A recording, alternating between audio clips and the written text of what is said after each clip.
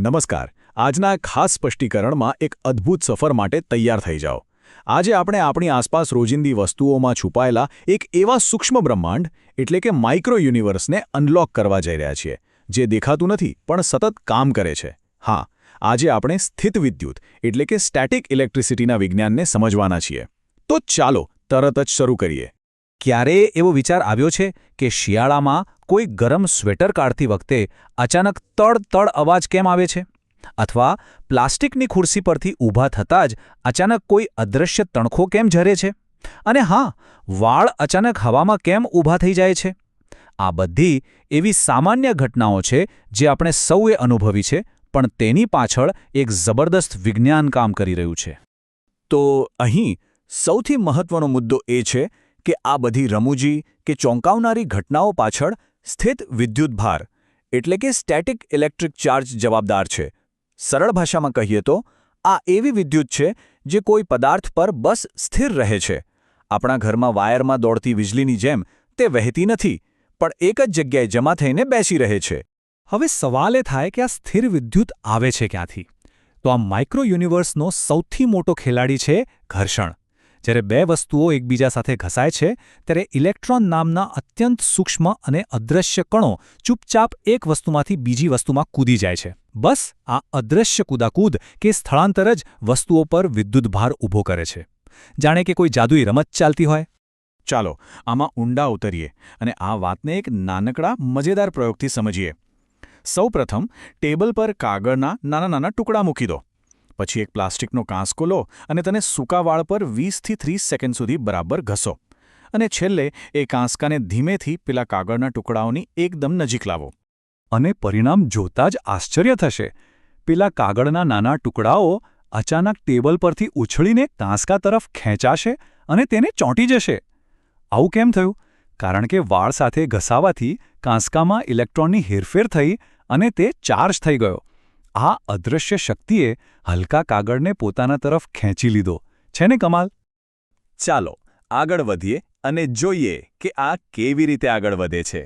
આપણે બીજો એકદમ સરળ પ્રયોગ કરીએ જે આપણે બાળપણમાં કદાચ કર્યો જ હશે. એક ફુગ્ગો લેવાનો, તેને વાળ પર થોડીવાર ઘસવાનો અને પછી તેને સીધો જ દિવાલ પર અડાડી દેવાનો. કોઈ ગુંદર કે સેલોટેપની બિલકુલ જરૂર નથી.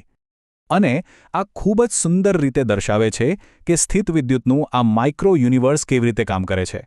ફુગ્ગો કોઈપણ આધાર વગર ગુરુત્વાકર્ષણને અવગણીને થોડા સમય માટે દિવાલ પર ચોંટી રહેશે. વાળ સાથે ઘસાવાથી ફુગ્ગા પર જે વિદ્યુતભાર જમા થયો તેણે દિવાલ સાથે સીધી પ્રતિક્રિયા કરી. આ એકદમ ઉત્તમ અને નજર સામે દેખાતો પુરાવો છે. આખી આ અદૃશ્ય દુનિયા બે બહુ જ પાક્કા નિયમો પર ચાલે છે. પહેલો નિયમ એ છે કે વિપરીત ભાર એકબીજાને આકર્ષે છે. એટલે કે એક પોઝિટિવ અને બીજો નેગેટિવ ચાર્જ હોય તો તેઓ એકબીજા તરફ ખેંચાશે. જ્યારે બીજો નિયમ છે કે સમાન ભાર એકબીજાને દૂર ધકેલે છે. જો બંને પોઝિટિવ હોય અથવા બંને નેગેટિવ હોય તો તેઓ એકબીજાથી દૂર ભાગશે. એકદમ સરળ.